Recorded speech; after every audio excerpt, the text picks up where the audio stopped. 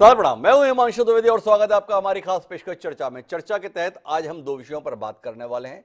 दो विषयों में से पहला विषय द्विराष्ट्रीय संबंध पर आधारित है, वहीं दूसरी हमारी बातचीत आज से तकरीबन 30 साल पहले हुई एक विभीषिका से जुड़ी हुई है। पहले हम बात करेंगे भारत चीन संबंध के संदर्भ में, जिसके अंदर एक महत्वपूर्ण घटनाक्रम कल घटित हुआ है।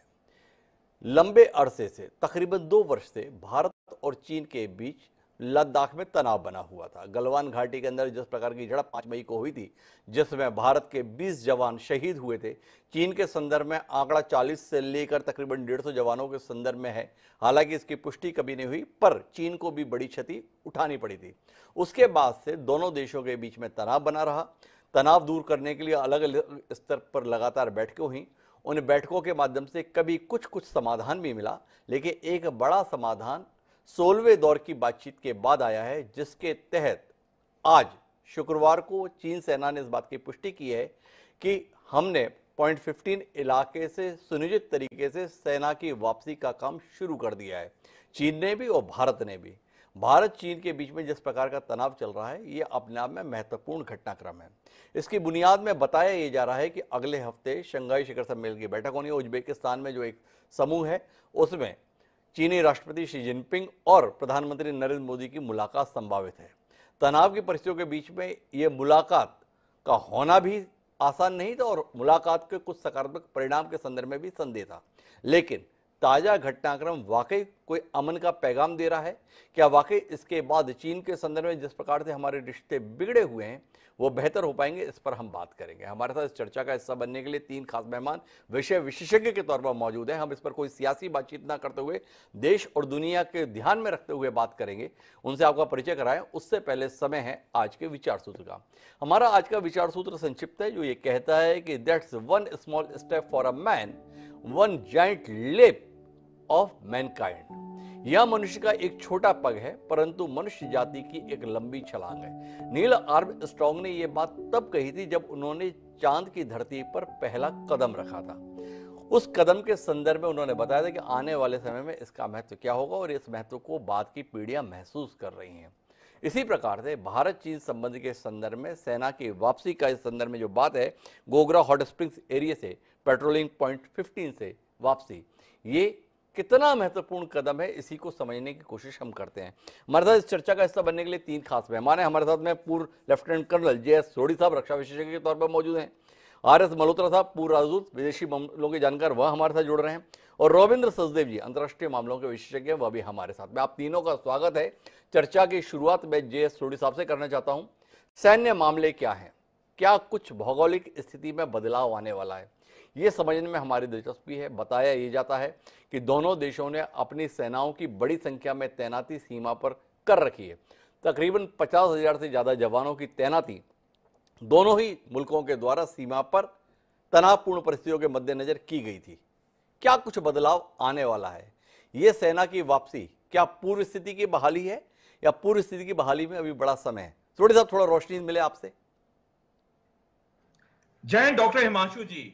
ये मेरा सौभाग्य है कि मैं आपके न्यूज चैनल में हूं और विख्यात को पैनलिस्ट के साथ हूं। ये जो बड़ी एक घटना घटी है, जहां पे चीन और भारत ने गोगरा हॉट स्प्रिंग से अपने ट्रुप्स को वापस लेने की बातचीत की है और ये ग्राउंड पे शुरू भी हो गई है।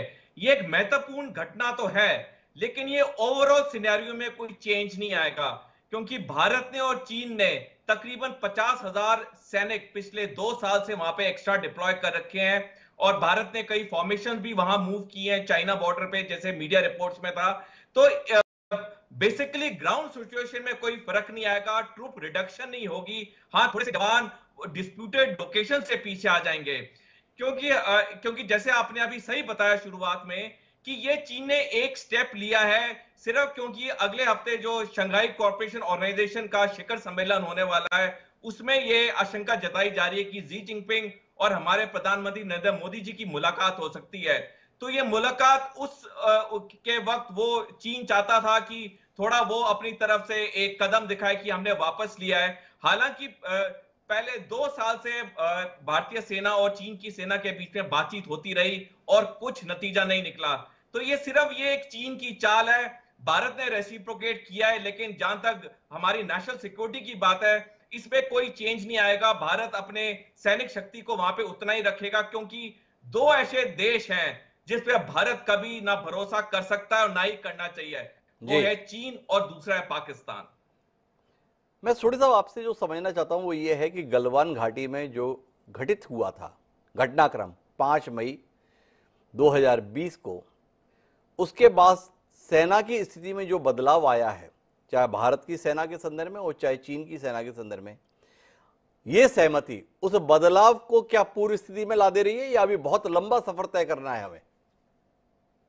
हिमांशु जी, वो जो 2020 से पहले जो सिचुएशन थी वो तो कभी दोबारा वापस नहीं आ सकती, जी, क्योंकि 2020 से पहले ये सिचुएशन थी कि वहां पे भारतीय सेना और चीन के सेना के जो सैनिक थे उनके पास हथियार नहीं थे, वो बिना हथियार के वहां पे तैनात थे। जी, लेकिन जब से ये गलवान का इंसिडेंट हुआ, दोनों सेनाओं के सैनिकों के पास अभी वो वहां पे आर्म्ड हो गए, उनके पास 24 घंटे हथियार रहते हैं।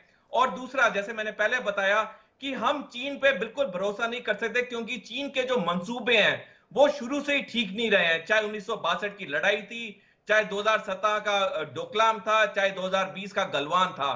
तो जी। जहां तक भारतीय सैनिक पोजीशन की बात है वो तो वैसी ही रहेगी। 2020 से पहले सिचुएशन आना तो मेरे हिसाब से इम्पॉसिबल है।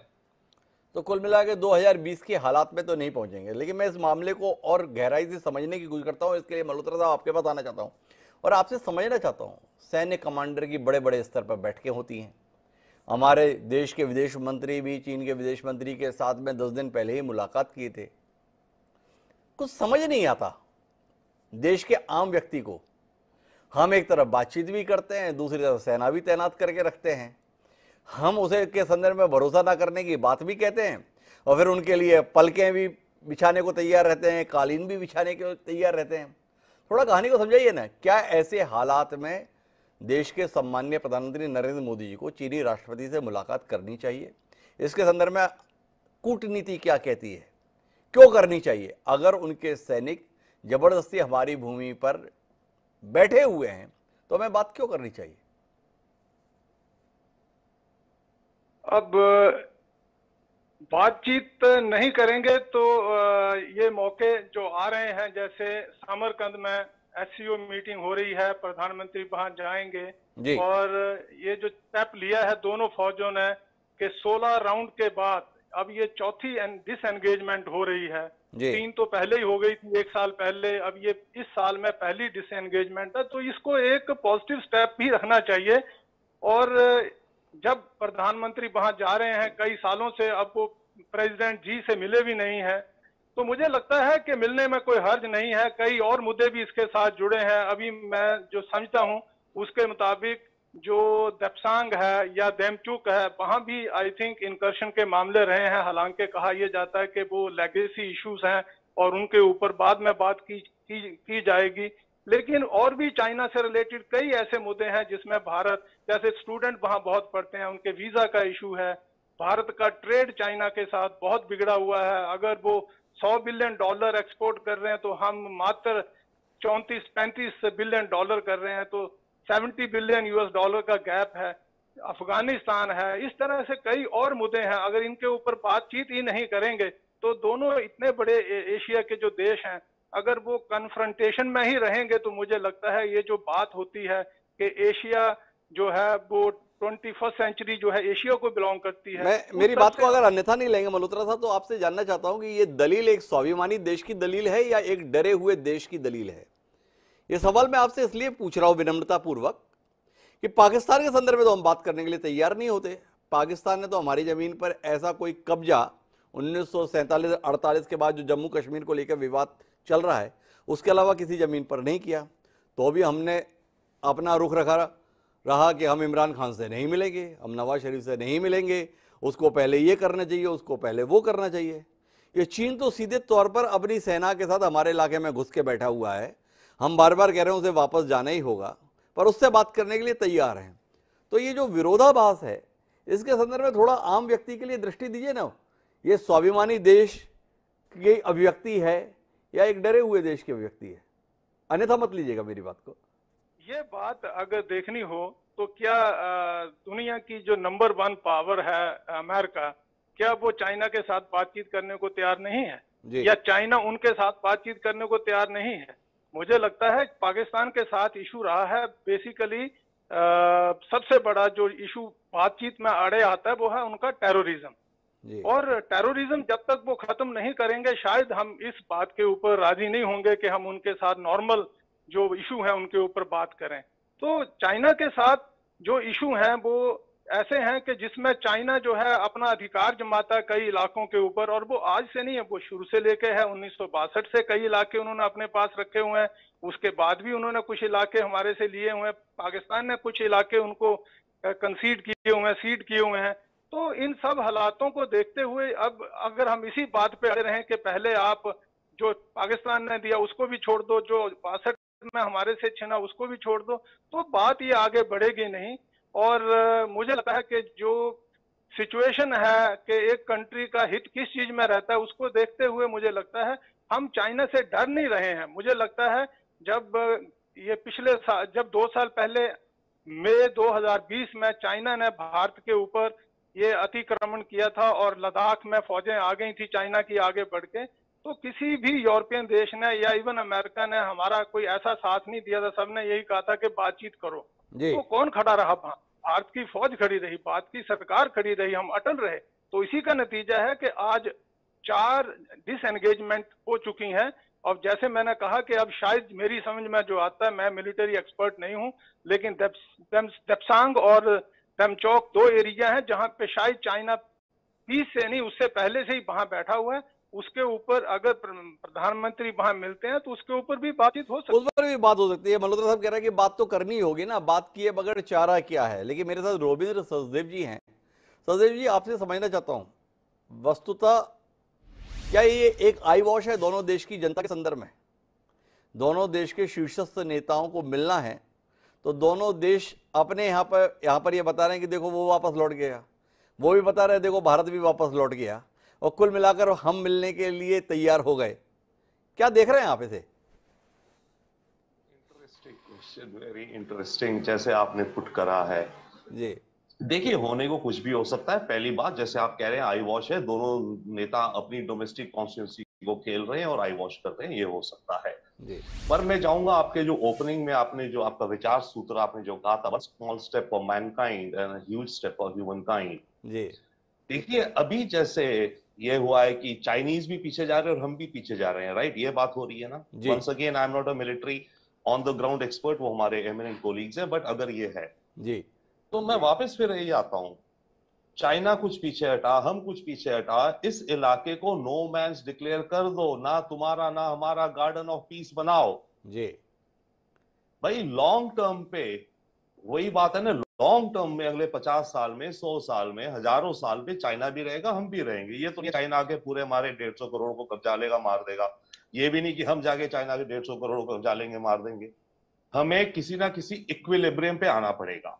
Now before that equilibrium, but yes, problem ये है कि मिलिट्री हमारी टेंशंस हैं, बाउंड्री डिस्प्यूट्स हैं, और अभी तक ये जो 15-16 राउंड्स की मीटिंग्स और बातें हुई, मेरे विचार से ये, आई वुड नॉट से अननेसेसरी, ये इररिलेवेंट है, क्योंकि ये जो सोल्यूशन है ये तो पॉलिटिकल सोल्यूशन निकलेगा ना। देखिए, हमारे military commanders, with all due respect, वो तो वही करेंगे ना कि उनके इलाके के अंदर जो लैंड है, जो ऊंचाई है, नीचाई है, घाटी है, कि हम पीछे जाएं, तुम पीछे जाओ, ऐसे करो वैसे करो। लोकल कमांडर्स तो उस लेवल की वो करेंगे ना। लोकल कमांडर्स कोई रेजोल्यूशन या इस डिस्प्यूट को सॉल्व कैसे करना है वो नहीं कर सकते ना। उसके लिए डेफिनेटली आपको चाहिए लीडर्स का मिलना। ओके, अब इसमें आपने एक बहुत अहम क्वेश्चन करा, और जो मैं गार्डन्स ऑफ पीस बार बार कह रहा हूं बाय द वे, क्योंकि हमारे बाउंड्री में अव्वल तो डिफाइंड ही नहीं है ये एलएसी, किसी को पता ही नहीं, हमें भी नहीं पता, चाइनीज को भी नहीं पता, इतने पहाड़ हैं, ऐसा वी जस्ट डोंट नो कि किसकी कहां है। पर फिर भी है कुछ एलएसी, एक चौड़ाई सी बेल्ट है जो ना उनकी ना हमारी, कभी सॉल्व होनी है, कितनी तुम्हारी कितनी हमारी, राइट? तो ये जो अभी जैसे मानो प्राइम मिनिस्टर्स की मीट है, तो इसमें इस तरह की चीजों के अपॉर्चुनिटी बनती है कुछ लॉन्ग टर्म उसको देखने की। बट एक अहम बात, अच्छा, अब मैं आप कहेंगे, आपने अभी पूछा कि भारत अगर करता है, भारत क्यों चाइना से बात कर रहा है, क्या ये दिखेगा कि हम कमजोर हैं, राइट? इज इट वीकनेस कि हम चाइना से बात करने को जाते हैं पर पाकिस्तान से हम नहीं कर रहे हैं? उसमें अंडरस्टैंड यही बात। मैं तो कहता हूं इंडिया को ये गार्डन्स ऑफ पीस या इस तरह का कोई आइडिया सोल्यूशन अपने बैग में रख के चाइना से बात करनी चाहिए। अव्वल देखिए, फर्स्टली अपनी फोर्सेस हम पूरी तैयार करें, कर रहे हैं, वेपन्स पूरे लगाएं, इंफ्रास्ट्रक्चर वो सारी हम तैयारी करें, उसमें 1 इंच भी कोई कमी ना करें, राइट। परंतु उसके साथ हमें एक पैरेलल छोटा सा ट्रैक, शांति ना कहो, इक्विलिब्रियम कहो, को एग्जिस्टेंस करो, लिव एंड लेट लिव का कहो, वो रखना चाहिए। रोबिन सचदेव जी कह रहे हैं कि garden of peace, no man land, कुछ इस संदर्भ में विचार किया जाना है। लेकिन मैं सोडी साहब, रोबिन सचदेव साहब ने जो बात कही उसको थोड़ा विस्तार के लिए आपसे जोड़ना चाहता हूं। ये कमांडर की बैठकों का नाटक क्यों चल रहा है हमारे देश में और चीन में? फैसला लेना है राजनयिकों को, फैसला लेना है माननीय प्रधानमंत्री मोदी को, शी जिनपिंग को, ज्यादा कहें तो जयशंकर साहब को। ये कमांडर बैठक लेके क्या ये फैसला ले सकते हैं? क्या हम अपनी भारत की भूमि का इतना हिस्सा आपके लिए छोड़ने के लिए तैयार हैं? या चीन के कमांडर की ये हैसियत रहती है कि वो ये कहता है कि हाँ ये जगह पे आप आके अपनी चौकी बना लो, हमें कोई दिक्कत नहीं है? थोड़ा आप रोशनी देंगे इन बैठकों के माध्यम से देश को बहलाया क्यों जा रहा है? डॉक्टर हिमांशु जी, मैं रुबिंदर जी की बात से बिल्कुल सहमत हूं कि ये फाइनली ये पॉलिटिकल सोल्यूशन होना है। और मैं ये भी बताना चाहूंगा, जैसे आपने पूछा कि जब ये मिलिट्री लेवल टॉक्स होती हैं, कोई भी मिलिट्री कमांडर, चाहे हमारी सेना चाहे उनकी सेना, उनके पास कोई पावर नहीं होती कोई रेजोल्यूशन करने की, क्योंकि रेजोल्यूशन हमेशा पॉलिटिकल लेवल पे होता है। सैनिक लेवल पे जो बातचीत होती है सिर्फ निटी ग्रिटीज पे होती है, बिल्कुल छोटी छोटी बातों पे होती है कि हमारा ये पॉइंट है, हमारा वो पॉइंट है। लेकिन जब तक पॉलिटिकल विल नहीं है रेजोल्यूशन का, तब तक रेजोल्यूशन नहीं हो सकता। हम बड़ी से बड़ी जंग भी देख लें इतिहास में, फाइनली डिस्कशन टेबल पे ही आना पड़ता है, बातचीत के लिए टेबल पे ही आना पड़ता है, डायलॉग के जरिए ही वो जो मुद्दा होता है वो हल होता है।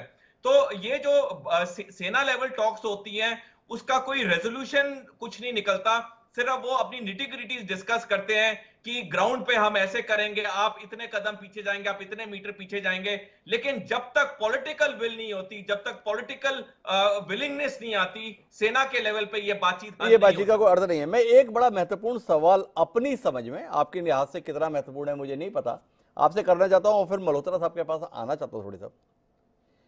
5 मई 2020 को हम जहां पर थे, चीन की फौजें जहां पर थी, उसका आपको कुछ ना कुछ अनुमान होगा। आज की तारीख में हम उस जगह से आगे हैं या पीछे हैं? चीनी उस जगह से आगे हैं या पीछे हैं? एक्चुअल में पीछे किसको जाना है? थोड़ा इस पर रोशनी दे दे, फिर मैं मल्होत्रा साहब के पास आऊं।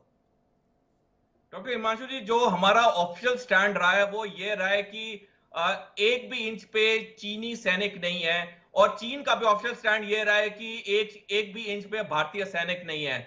तो ये बड़ी असमंजस वाली बात है। अगर कोई भी दूसरे की लैंड पे 1 इंच भी नहीं है तो हम वापस पीछे कहां जा रहे हैं? तो ये पॉइंट कहीं क्लियर नहीं है, ये एक डाउट सही है। तो लेकिन अभी क्योंकि हमें ऑफिशियल स्टैंड से जाना है तो हम वही कहेंगे कि ये जो अभी ये मूव हो रहा है पीछे जाने का, तो ये अच्छा मूव है। तो कुल मिलाकर सोडी साहब भी उलझन में है। दोनों देश की सरकारों ने यह दावा किया हुआ है कि ना कोई आया ना कोई गया, हम 1 इंच भी पीछे नहीं गए, कोई 1 इंच भी हमारे यहाँ आया नहीं है, पर इसके बावजूद भी 3 बार हम अपने अपने क्षेत्र से पीछे आ गए हैं। ये अनाउंसमेंट जरूर सुनाई दी है। मल्होत्रा साहब, थोड़ा इस कहानी को समझाइए ना हमें। आप जैसा कुशाग्र व्यक्ति हमारे साथ इस पैनल में मौजूद है, ना कोई आया ना कोई गया, फिर भी हम पीछे चले गए, वो भी पीछे चले गए। ये कैसे होता है? कोई आता जाता भी नहीं है, फिर भी पीछे चले जाते हैं, और दोनों ही चले जाते हैं।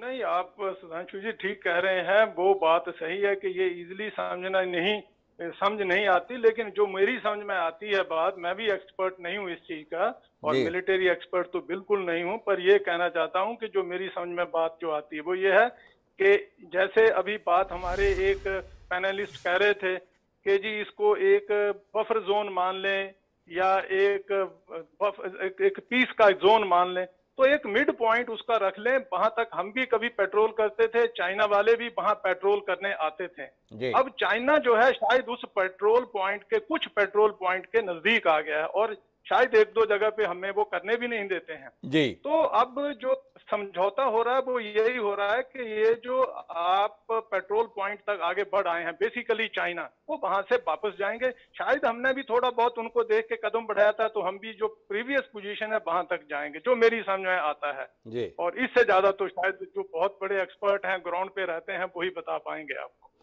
चलिए तो आप लेकिन इस विषय पे तो कुछ कहिए ना मल्होत्रा साहब, बार बार बात हो रही है ये कमांडरों को बिठा बिठा कर जो बैठक बैठक खेला जा रहा है, ये खेल कब तक चलेगा?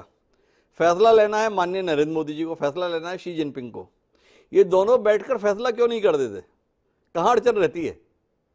नहीं, मैं आपको बताता हूँ क्या है कि फैसला तो पॉलिटिकल लेवल पे ही होना है, इसमें तो कोई शक ही नहीं है। और जब हमारे विदेश मंत्री चाइना के विदेश मंत्री से मिले थे तो तभी से ये फैसला किया था कि उन्होंने 5 पॉइंट एक प्रोग्राम बनाया था, एक समझौता किया था, उसके मुताबिक ये सारी टॉक्स हो रही हैं। और जब ये टॉक्स होती हैं तो उससे पहले जहां तक मेरी अंडरस्टैंडिंग है ऑफिशियल लेवल पर कहीं ना कहीं विदेश मंत्रालय के साथ भी उनकी बातचीत होती रहती है। ये बातें कोई फौज कोई जाके वैक्यूम में बात नहीं करती, पॉलिटिकल लीडरशिप एक गाइडेंस देती है, नीचे आके लोग उसकी निटी ग्रिटी जो है वो तय करते हैं, उसके अंतर्गत ये डिसएंगेजमेंट हो रही है। अब फर्दर जो टॉक्स हैं, जैसे मैं कह रहा था कि कुछ इलाके शायद मेरी समझ में जो आता है देप्सांग वगैरह हैं जहां पे अभी भी चाइना है और वो कहते हैं कि ये तो बात मई 2020 की नहीं उससे पहले की है। तो इस तरह के इशू को रिजॉल्व करने के लिए पॉलिटिकल लेवल पे ही कोई ना कोई डिसीजन लेना पड़ेगा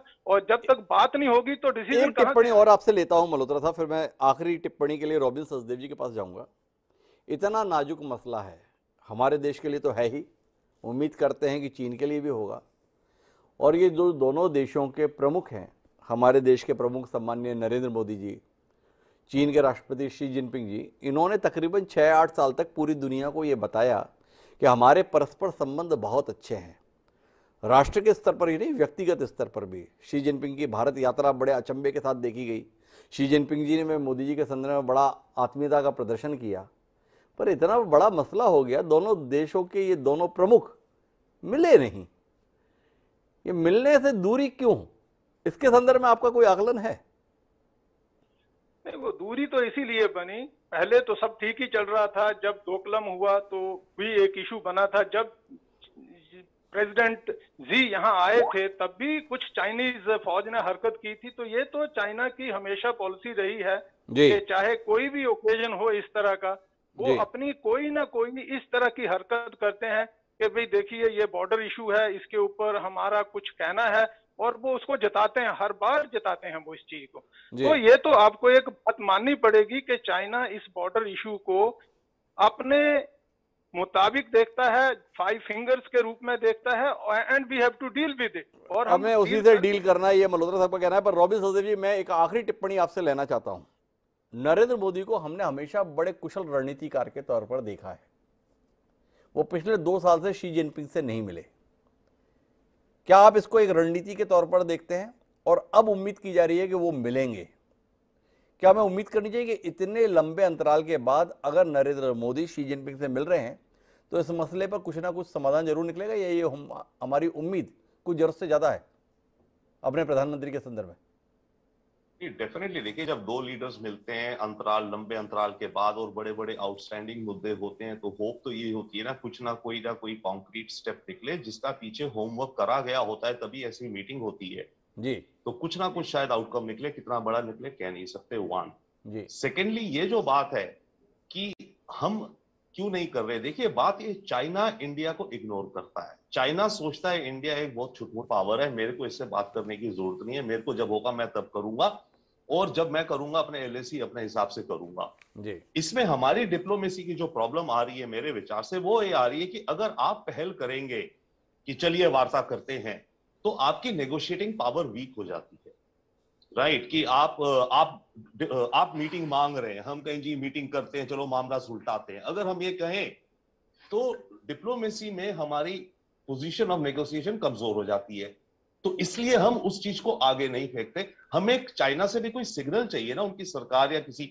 सीनियर ऑफिशियल से, और तब हम और वो आपस में एक डांस होता है ये जी। ओके, दोनों देश करते हैं और फिर वो मीटिंग का होता है। तभी मैं गार्डन्स ऑफ पीस का कह रहा था, और 1 मिनट आधा मिनट लूंगा और मैं, कि वो हमारे पास अपने बैग में एक टूल किट रहना चाहिए, पर हम उसको बोलेंगे नहीं शायद अभी कि चलो नो मैन्स लैंड बनाते हैं, पीस जोन्स बनाते हैं, क्योंकि हमने अगर बोल दिया पहले जी और वो तैयार नहीं है तो वो सोचेंगे कि हिंदुस्तान कमजोरी में ये डील कर रहा है, राइट। हमें उसको अवॉइड करना है, पर उसी चीज को आगे लेके जाना है। वन सेकंड जो बात है एलएसी की, कि ना हमने 1 इंच दिया ना उन्होंने 1 इंच दिया, इसमें असलियत शायद ये, देखिए हमारे हिंदुस्तानी सोल्जर मान लो लास्ट चौकी कहीं पर मानो पहाड़ों पर एक जगह है जी, उस चौकी से अगले 20 किलोमीटर तक पहाड़ हैं, बंजर स्नो है, ये वो 20 किलोमीटर बाद मानो चाइना की चौकी है जी, अब चाइना की चौकी और उसके पीछे चाइनीज लैंड है, भारत की चौकी और भारत के पीछे भारतीय लैंड है। ये जो 20 किलोमीटर का बीच का एरिया है फॉर एग्जांपल, जी, यही तो लाइन ऑफ एक्चुअल कंट्रोल का अननोन एरिया है जी, और इसी में कभी हम पेट्रोलिंग करते थे कभी वो। तो होप ये है कि जब मामला रिजॉल्व होगा तो इस 20 किलोमीटर से हमें लगता है कि इस 20 किलोमीटर में से 12 किलोमीटर तो हमारा होना चाहिए और 8 चाइना का होना चाहिए। चाइना सोचता है जब ये मामला सुलटेगा तो इस 20 किलोमीटर का जो बीच में डिस्टेंस है इसमें से 15 मेरा होगा, 5 इंडिया का होगा। ये हम लोगों की आपस की कंफ्यूजन है। तो टेक्निकली स्पीकिंग दोनों सरकारें सच कह रही हैं, टेक्निकली स्पीकिंग कि हमारी बॉर्डर टेक्निकली दोनों सरकारें सच कह रही है, लेकिन महत्वपूर्ण बात यह है कि दोनों ही देशों के बीच में तनाव की स्थिति बनी हुई है। महत्वपूर्ण जो बात है वो यह है कि इस तनावपूर्ण परिस्थिति के बीच में एक मौका दिखाई दे रहा है जब दोनों देशों के शक्तिशाली प्रमुख परस्पर मिलने जा रहे हैं। उम्मीद करते हैं कि उनकी मुलाकात इन दोनों देश के बीच में तनाव घटाने के संदर्भ में कारगर रहेगी। अगर ऐसा कुछ उनकी मुलाकात से हासिल होगा तो वो दुनिया के लिए अच्छा होगा, जो बड़ी टकटकी लगाए दुनिया में शांति के संदर्भ में कल्पना रखती है, पर वो कल्पना साकार होती हुई नहीं दिखती है। देखें, भारत चीन के तनाव के बीच में क्या कुछ सुकून भरी खबर समरकंद से हमारे को सुनने में आएगी, या हम केवल इसी में संतोष करेंगे कि अब पॉइंट 15 से दोनों देशों की सेनाएं पीछे हट रही हैं। पॉइंट कितने हैं इसके विषय में किसी को पता नहीं है, इंतजार करेंगे। हाँ, तीनों मेहमानों का बहुत बहुत धन्यवाद इस चर्चा का हिस्सा बनने के लिए। इस समय एक छोटे से ब्रेक पर जाएंगे और ब्रेक के बाद लौटेंगे तो एक आतंकी रहा याकूब। 30 साल पुरानी घटना में उसका हाथ था। 20 साल बाद जैसे तैसे उसे उस किए की सजा मिली और उस किए की सजा के ऊपर विवाद की स्थितियां तकरीबन 7 साल बाद खड़ी हुई। यह सियासी है या वाकई कोई गंभीर बात है, इसे समझने की कोशिश करेंगे। कब्र या मजार, यही हमारा विषय है। तो कहीं जाइएगा नहीं, हम गए